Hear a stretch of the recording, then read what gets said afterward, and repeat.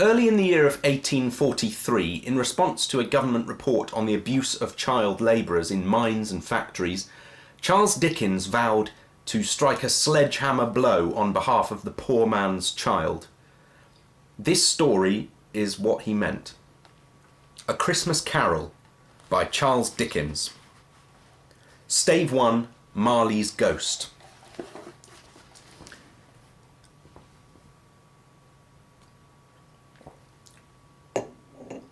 Marley was dead, to begin with. There is no doubt whatever about that. The register of his burial was signed by the clergyman, the clerk, the undertaker, and the chief mourner. Scrooge signed it, and Scrooge's name was good upon change for anything he chose to put his mind to. Old Marley was dead as a doornail. Mind, I don't mean to say that I know of my own knowledge what there is particularly dead about a doornail. I might have been inclined myself to regard a coffin nail as the deadest piece of ironmongery in the trade, but the wisdom of our ancestors is in the simile, and my unhallowed hands shall not disturb it, or the country's done for. You will therefore permit me to repeat, emphatically, that Marley was as dead as a doornail. Scrooge knew he was dead? Of course he did. How could it be otherwise? Scrooge and he were partners for I don't know how many years. Scrooge was his sole executor, his sole administrator, his sole assign, his sole residuary legatee, his sole friend, and sole mourner. And even Scrooge was not so dreadfully cut up by the sad event, but that he was an excellent man of business on the very day of the funeral, and solemnised it with an undoubted bargain.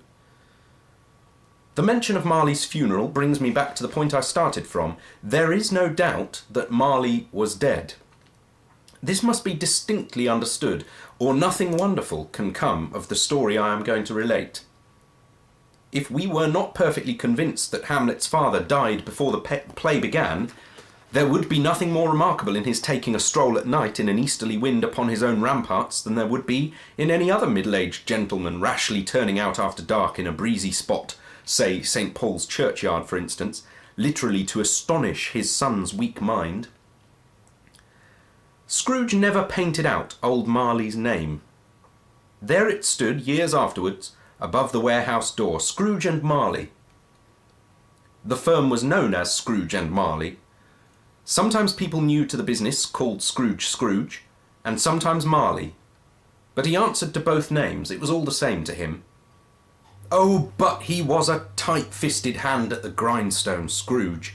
A squeezing, wrenching, grasping, scraping, clutching, covetous old sinner, hard and sharp as flint, from which no steel had ever struck out generous fire, secret and self-contained and solitary as an oyster.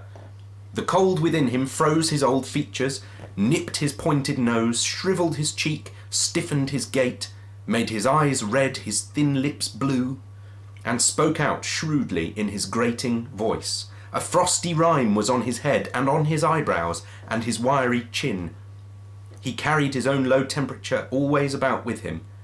He iced his office in the dog days and didn't thaw it 1 degree at Christmas. External heat and cold had little influence on Scrooge. No warmth could warm nor wintry weather chill him. No wind that blew was bitterer than he, no falling snow was more intent upon its purpose, no pelting rain less open to entreaty. Foul weather didn't know where to have him. The heaviest rain and snow and hail and sleet could boast of the advantage over him in only one respect. They often came down handsomely, and Scrooge never did. Nobody ever stopped him in the street to say with gladsome looks, "My dear Scrooge, how are you? When will you come to see me?" No beggars implored him to bestow a trifle. No children asked him what it was o'clock. No man or woman ever once in all his life inquired the way to such and such a place of Scrooge. Even the blind men's dogs appeared to know him, and when they saw him coming on would tug their owners into doorways and up courts, and then would wag their tails as though they said, "No eye at all is better than an evil eye, dark master." But what did Scrooge care? It was the very thing he liked.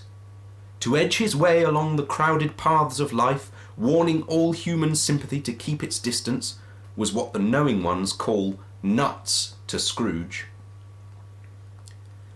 Once upon a time, of all the good days in the year, on Christmas Eve, old Scrooge sat busy in his counting house.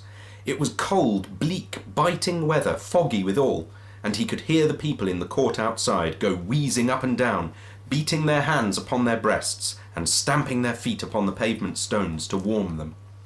The city clocks had only just gone 3, but it was quite dark already. It had not been light all day, and candles were flaring in the windows of the neighbouring offices like ruddy smears upon the palpable brown air.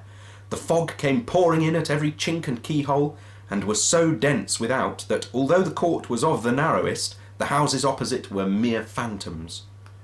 To see the dingy cloud come drooping down, obscuring everything, one might have thought that nature lived hard by and was brewing on a large scale. The door of Scrooge's counting house was open that he might keep his eye upon his clerk, who in a dismal little cell beyond, a sort of tank, was copying letters. Scrooge had a very small fire, but the clerk's fire was so very much smaller that it looked like one coal. But he couldn't replenish it, for Scrooge kept the coal box in his own room, and so surely as the clerk came in with the shovel, the master predicted that it would be necessary for them to part. Wherefore the clerk put on his white comforter and tried to warm himself at the candle, in which effort, not being a man of a strong imagination, he failed.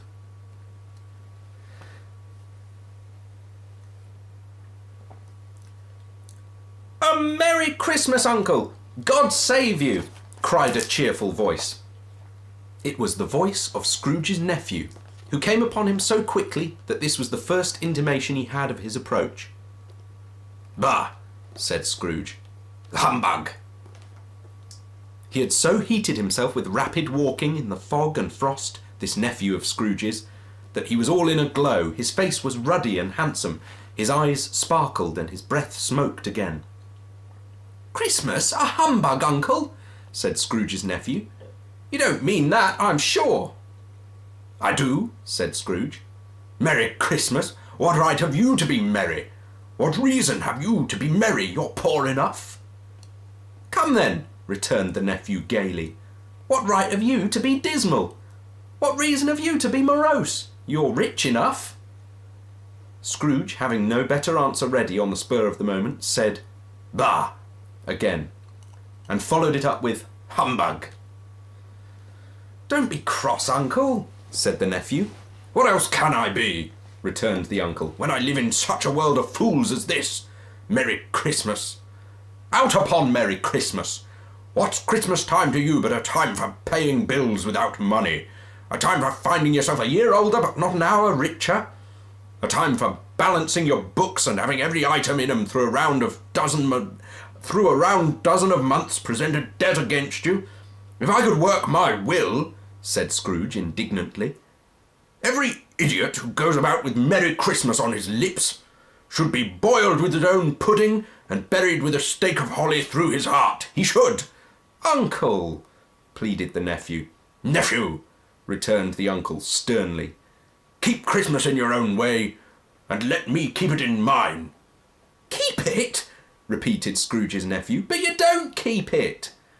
"Let me leave it alone then," said Scrooge. "Much good may it do you, much good it has ever done you."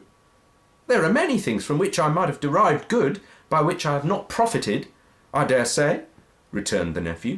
"Christmas among the rest.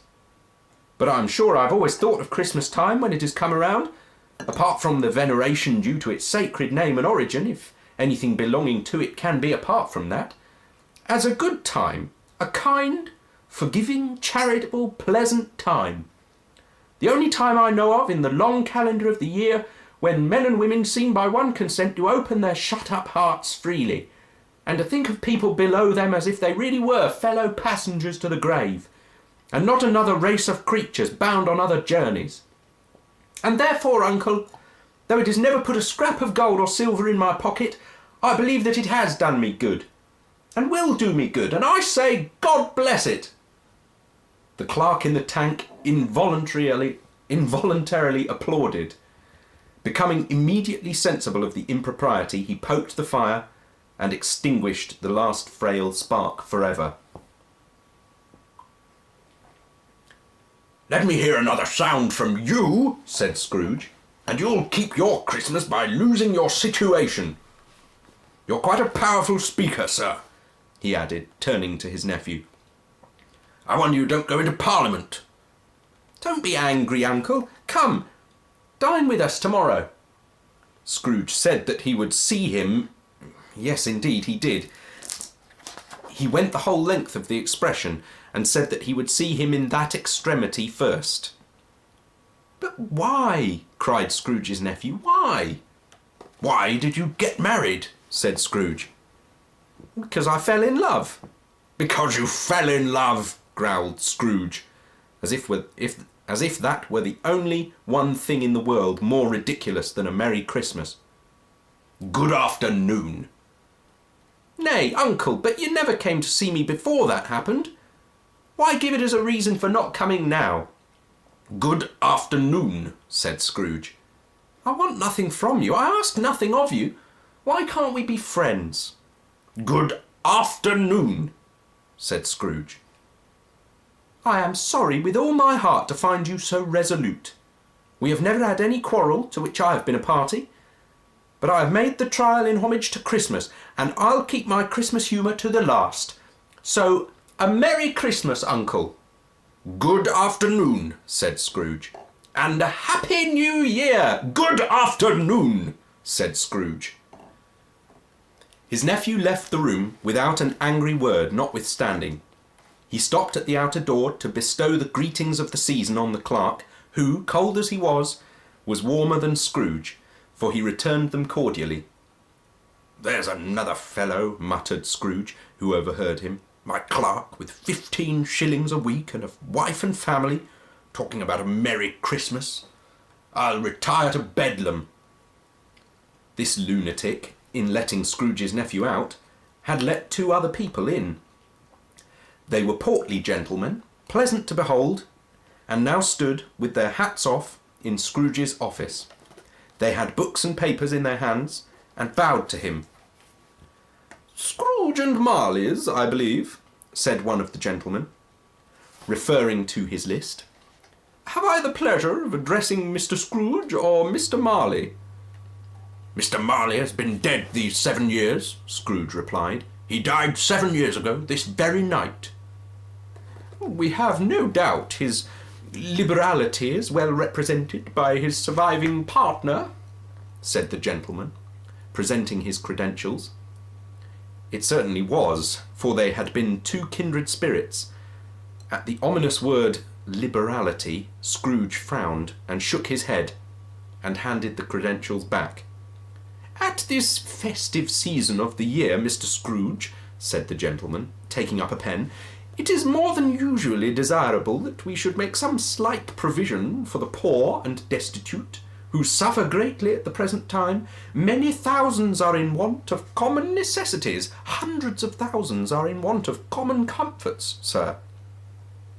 "Are there no prisons?" asked Scrooge.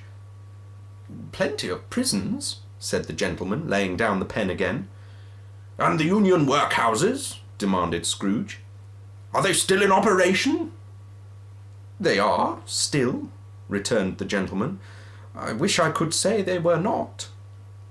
"The treadmill and the poor law are in full vigour then?" said Scrooge. "Both very busy, sir." "Oh, I was afraid from what you said at first that something had occurred to stop them in their useful course," said Scrooge. "I'm very glad to hear it." "Under the impression that they scarcely furnish Christian cheer of mind or body to the multitude," returned the gentleman, "a few of us are endeavouring to raise a fund to buy the poor some meat and drink, and means of warmth. We choose this time because it is a time of all others when want is keenly felt, and abundance rejoices. What shall I put you down for?" "Nothing," Scrooge replied. "You wish to be anonymous?" "I wish to be left alone," said Scrooge. "Since you ask me what I wish, gentlemen, That is my answer. I don't make merry myself at Christmas, and I can't afford to make idle people merry. I help to support the establishments I have mentioned. They cost enough, and those who are badly off must go there. Many can't go there, and many would rather die. If they would rather die, said Scrooge, they had better do it and decrease the surplus population. Besides, excuse me, I don't know that. But you might know it, observed the gentleman. It's not my business, Scrooge returned. It's enough for a man to understand his own business and not to interfere with other people's. Mine occupies me constantly. Good afternoon, gentlemen. Seeing clearly that it would be useless to pursue their point, the gentlemen withdrew. Scrooge resumed his labours with an improved opinion of himself, and in a more facetious temper than was usual with him.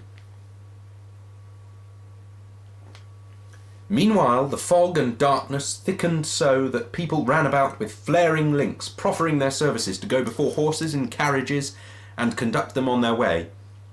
The ancient tower of a church, whose gruff old bell was always peeping slyly down at Scrooge out of a Gothic window in the wall, became invisible, and struck the hours and quarters in the clouds with tremulous vibrations afterwards, as if its teeth were chattering in its frozen head up there. The cold became intense. In the main street at the corner of the court, some labourers were repairing the gas pipes, and had lighted a great fire in a brazier, round which a party of ragged men and boys were gathered, warming their hands and winking their eyes before the blaze in rapture, the water plug being left in solitude, its overflowings sullenly congealed and turned to misanthropic ice. The brightness of the shops, where holly sprigs and berries crackled in the lamp heat of the windows, made pale faces ruddy as they passed. Poulterers' and grocers' trades became a splendid joke, a glorious pageant, with which it was next to impossible to believe that such dull principles as bargain and sale had anything to do.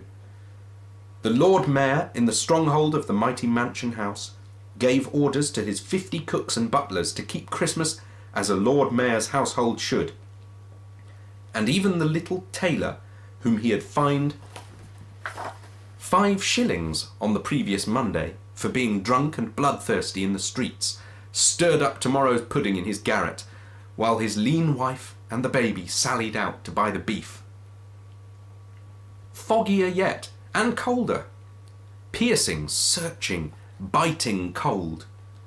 If the good Saint Dunstan had but nipped the evil spirit's nose with a touch of such weather as that, instead of using his familiar weapons, then indeed he would have roared to lusty purpose. The owner of one scant young nose, gnawed and mumbled by the hungry cold as bones are gnawed by dogs, stooped down at Scrooge's keyhole to regale him with a Christmas carol. But at the first sound of "God bless you, merry gentlemen, may nothing you dismay," Scrooge seized the ruler with such energy of action that the singer fled in terror, leaving the keyhole to the fog and even more congenial frost. At length the hour of shutting up the counting-house arrived. With an ill will, Scrooge dismounted from his stool, and tacitly admitted the fact to the expectant clerk in the tank, who instantly snuffed his candle out and put on his hat. "You'll want all day tomorrow, I suppose," said Scrooge. "If quite convenient, sir." "It's not convenient," said Scrooge, "and it's not fair. If I was to stop £0.50 for it, you'd think yourself ill-used, I'll be bound." The clerk smiled faintly. "And yet," said Scrooge, "you don't think me ill-used when I pay a day's wages for no work?" The clerk observed that it was only once a year. "A poor excuse for picking a man's pocket every 25th of December," said Scrooge, buttoning his greatcoat to the chin. "But I suppose you must have the whole day. Be here all the earlier next morning." The clerk promised that he would, and Scrooge walked out with a growl. The office was closed in a twinkling, and the clerk, with the long ends of his white comforter dangling below his waist, for he boasted no greatcoat, went down a slide on Cornhill at the end of a lane of boys 20 times in honour of its being Christmas Eve, and then ran home to Camden Town as hard as he could pelt to play at blind man's buff. Scrooge took his melancholy dinner in his usual melancholy tavern, and having read all the newspapers and beguiled the rest of the evening with his banker's books, went home to bed. He lived in chambers which had once belonged to his deceased partner. They were a gloomy suite of rooms in a lowering pile of building up a yard, where it had so little business to be that one could scarcely help fancying it must have run there when it was a young house playing at hide-and-seek with other houses, and have forgotten the way out again. It was old enough now, and dreary enough, for nobody lived in it but Scrooge, the other rooms being all let out as offices. The yard was so dark that even Scrooge, who knew its every stone, was fain to grope with his hands. The fog and frost so hung about the black old gateway of the house that it seemed as if the genius of the weather sat in mournful meditation on the threshold. Now, it is a fact that there was nothing at all particular about the knocker on the door, except that it was very large. It is also a fact that Scrooge had seen it night and morning during his whole residence in that place.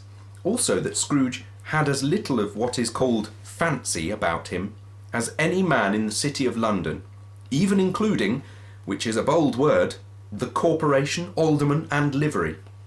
Let it also be borne in mind that Scrooge had not bestowed one thought on Marley since his last mention of his 7 years dead partner that afternoon. And then let any man explain to me, if he can, how it happened that Scrooge, having his key in the lock of the door, saw in the knocker, without its undergoing any intermediate process of change, not a knocker, but Marley's face. Marley's face. It was not in impenetrable shadow, as the other objects in the yard were, but had a dismal light about it, like a bad lobster in a dark cellar.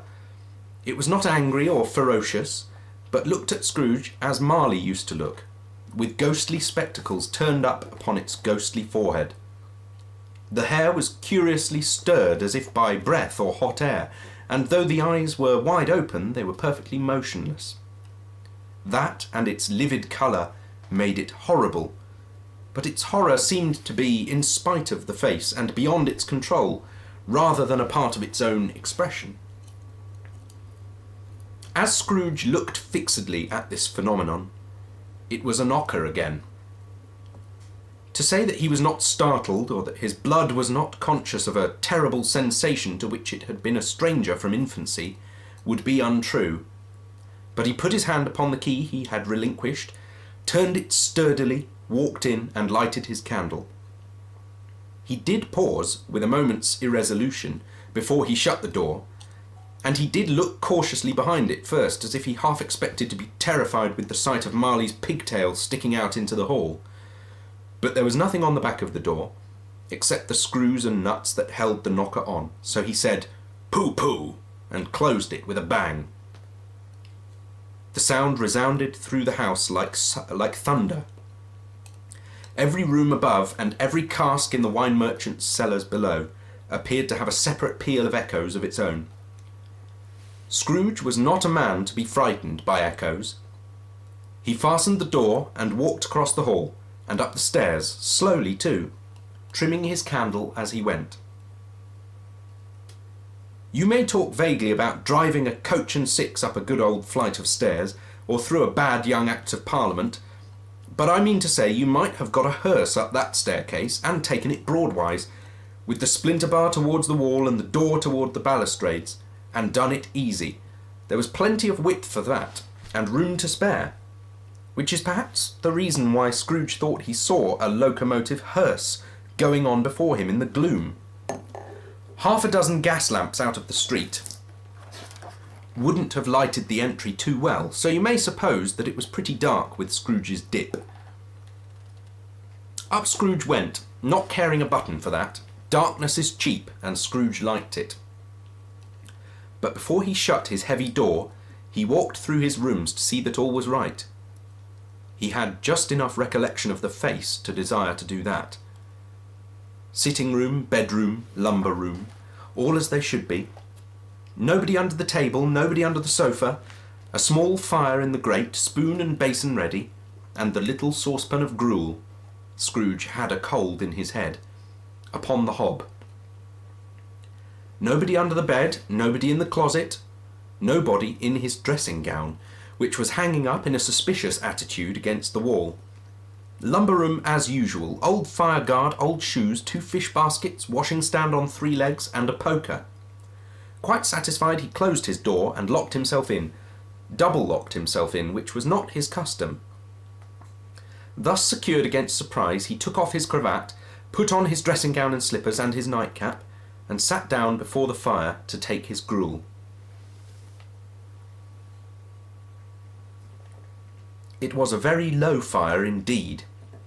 Nothing on such a bitter night. He was obliged to sit close to it and brood over it before he could extract the least sensation of warmth from such a handful of fuel. The fireplace was an old one, built by some Dutch merchant long ago, and paved all round with quaint Dutch tiles, designed to illustrate the scriptures.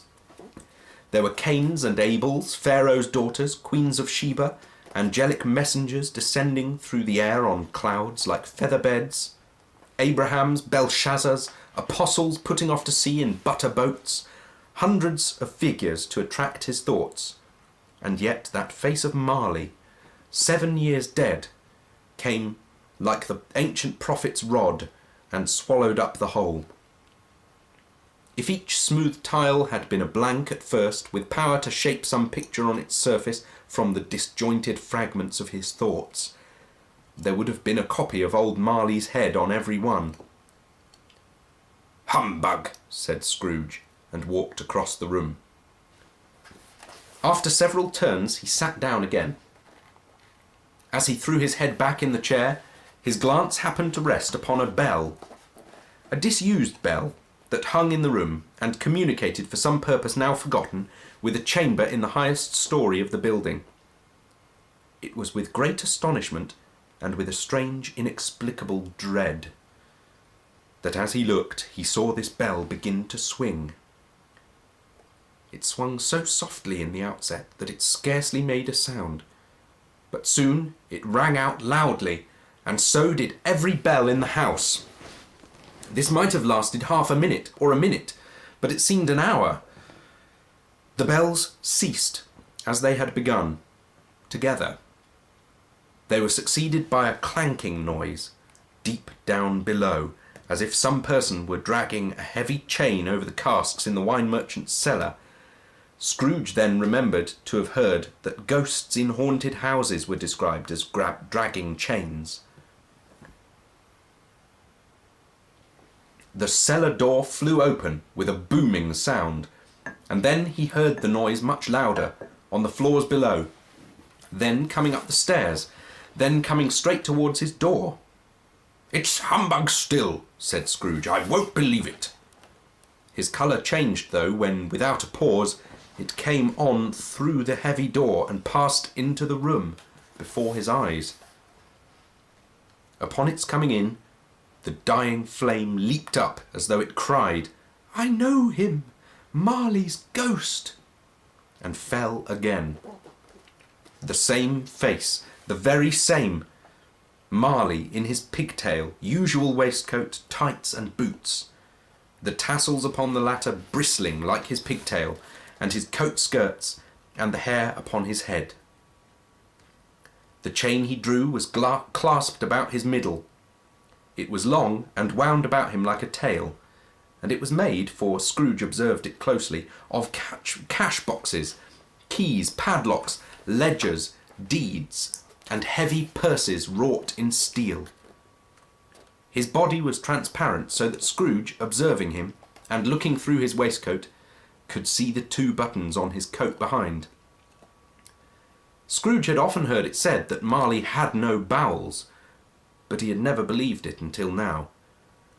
No, nor did he believe it even now, though he looked the phantom through and saw it standing before him, though he felt the chilling influence of its death-cold eyes, and marked the very texture of the folded kerchief bound about its head and chin, which wrapper he had not observed before.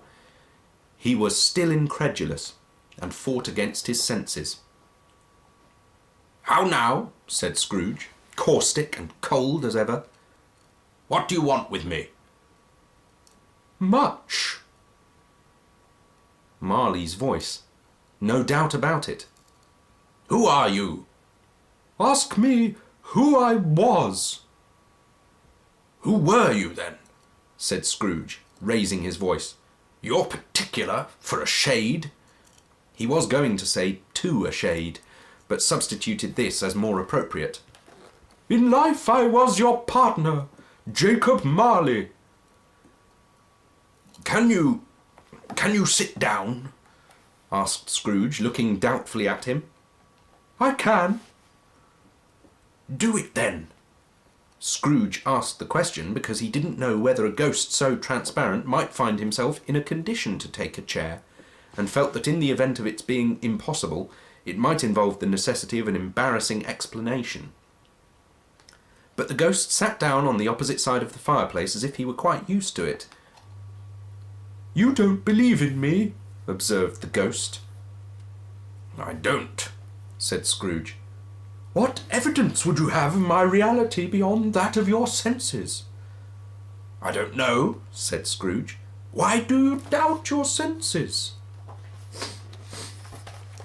"Because," said Scrooge, "a little thing affects them. A slight disorder of the stomach makes them cheats.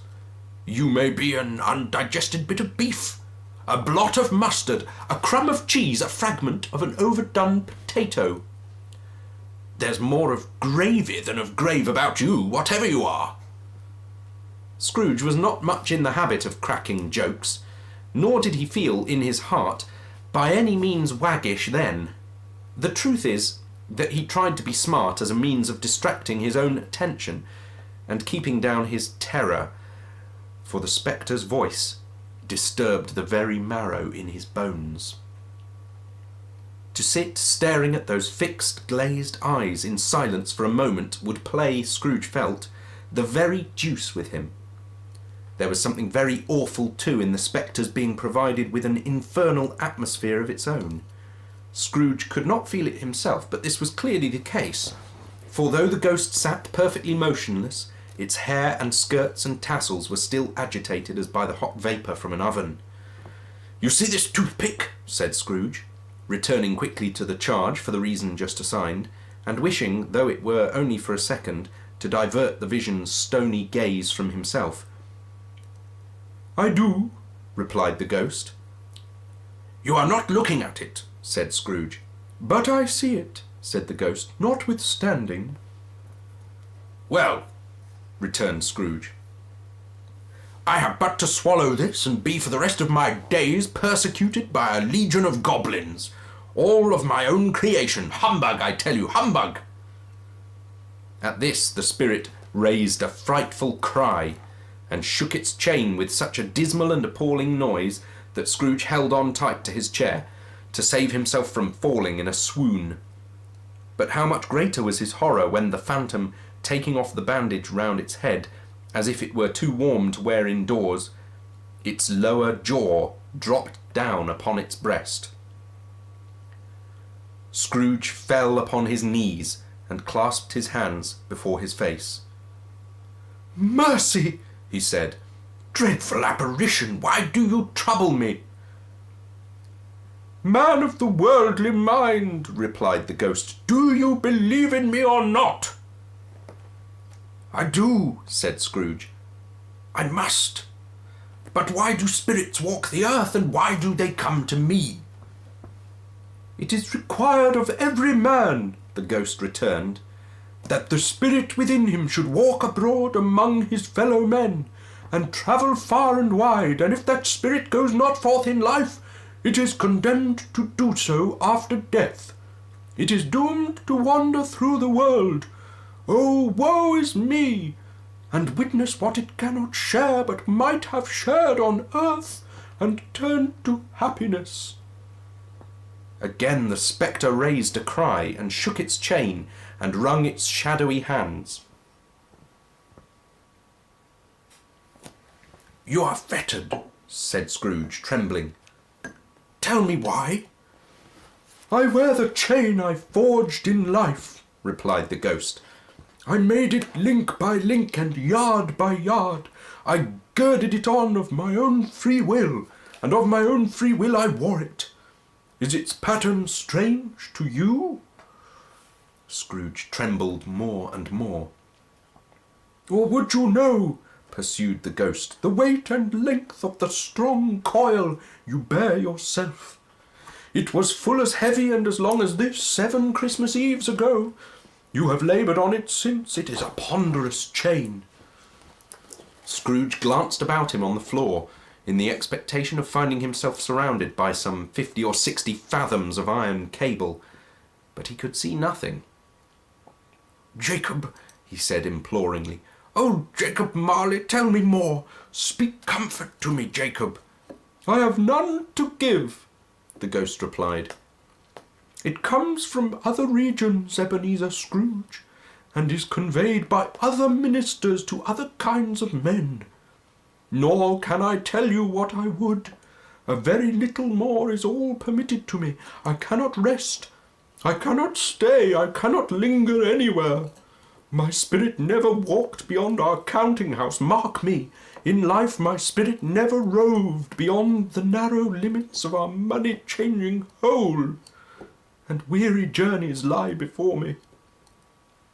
It was a habit with Scrooge, whenever he became thoughtful, to put his hands in his breeches pockets. Pondering on what the ghost had said, he did so now, but without lifting up his eyes or getting off his knees. "You must have been very slow about it, Jacob," Scrooge observed in a business-like manner, though with humility and deference. "Slow," the ghost repeated. 7 years dead," mused Scrooge. "and travelling all the time." "The whole time," said the ghost. "No rest, no peace, incessant torture of remorse." "You travel fast?" said Scrooge. "On the wings of the wind," replied the ghost. "You might have got over a great quantity of ground in 7 years," said Scrooge. The ghost, on hearing this, set up another cry and clanked its chain so hideously in the dead silence of the night that the ward would have been justified in indicting it for a nuisance. "Oh, captive, bound and double-ironed," cried the phantom, "not to know that ages of incessant labour by immortal creatures for this earth must pass into eternity before the good of which it is susceptible is all developed. Not to know that any Christian spirit, working kindly in its little sphere, whatever it may be, will find its mortal life too short for its vast means of usefulness. Not to know that no space of regret can make amends for one's life's opportunities missed. Yet such was I. Oh, such was I." "But you were always a good man of business, Jacob," faltered Scrooge, who now began to apply this to himself. "Business!" cried the ghost, wringing its hands again. "Mankind was my business. The common welfare was my business. Charity, mercy, forbearance, and benevolence were all my business. The dealings of my trade were but a drop of water in the comprehensive ocean of my business." It held up its chain at arm's length, as if that were the cause of all its unavailing grief, and flung it heavily upon the ground again. "At this time of the rolling year," the spectre said, "I suffer most. Why did I walk through crowds of fellow beings with my eyes turned down, and never raise them to that blessed star which led the wise men to a poor abode? Were there no poor homes to which its light would have conducted me?" Scrooge was very much dismayed to hear the spectre going on at this rate, and began to quake exceedingly. "Hear me!" cried the ghost. "My time is nearly gone." "I will," said Scrooge. "But don't be hard upon me. Don't be flowery, Jacob. Pray, how is it that I appear before you in a shape that you can see? I may not tell. I have sat invisible beside you many and many a day." It was not an agreeable idea. Scrooge shivered and wiped the perspiration from his brow. "That is no light part of my penance," pursued the ghost. "I am here tonight to warn you that you have yet a chance and hope of escaping my fate. A chance and hope of my procuring Ebenezer." "You were always a good friend to me," said Scrooge. "Thank ye." "You will be haunted," resumed the ghost, "by 3 spirits." Scrooge's countenance fell almost as low as the ghost's had done. "Is that the chance and hope you mentioned, Jacob?" he demanded in a faltering voice. "It is." I think I'd rather not," said Scrooge. "Without their visits," said the ghost, "you cannot hope to shun the path I tread. Expect the first tomorrow when the bell tolls 1. "Couldn't I take 'em all at once and have it over, Jacob?" hinted Scrooge. "Expect the second on the next night at the same hour. The third upon the next night when the last stroke of 12 has ceased to vibrate. Look to see me no more, and look that, for your own sake, you remember what has passed between us." When it had said these words, the spectre took its wrapper from the table and bound it round its head as before. Scrooge knew this by the smart sound its teeth made when the jaws were brought together by the bandage. He ventured to raise his eyes again and found his supernatural visitor confronting him in an erect attitude with its chain wound over and about its arm.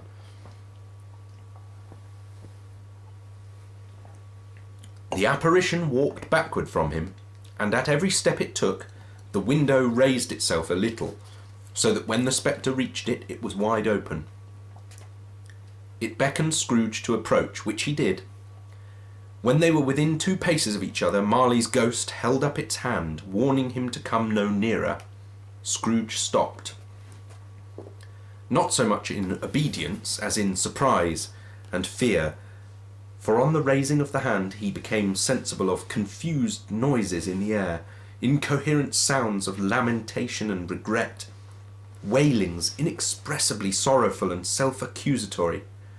The spectre, after listening for a moment, joined in the mournful dirge and floated out upon the bleak, dark night.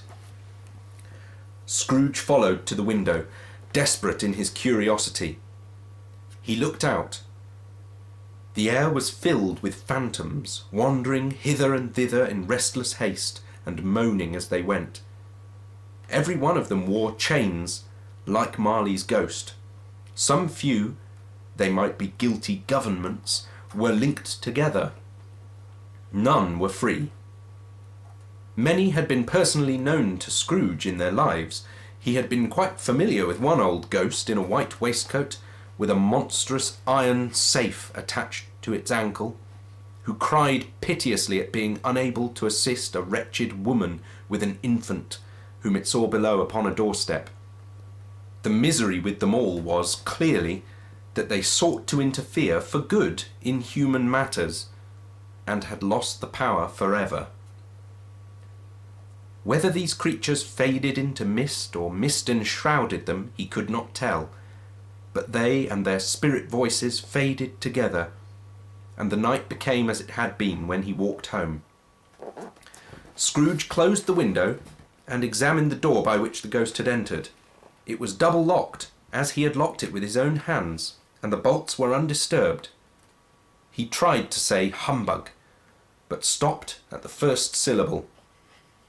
And being, from the emotion he had undergone, or the fatigues of the day, or his glimpse of the invisible world, or the dull conversation of the ghost, or the lateness of the hour, much in need of repose, went straight to bed, without undressing, and fell asleep upon the instant.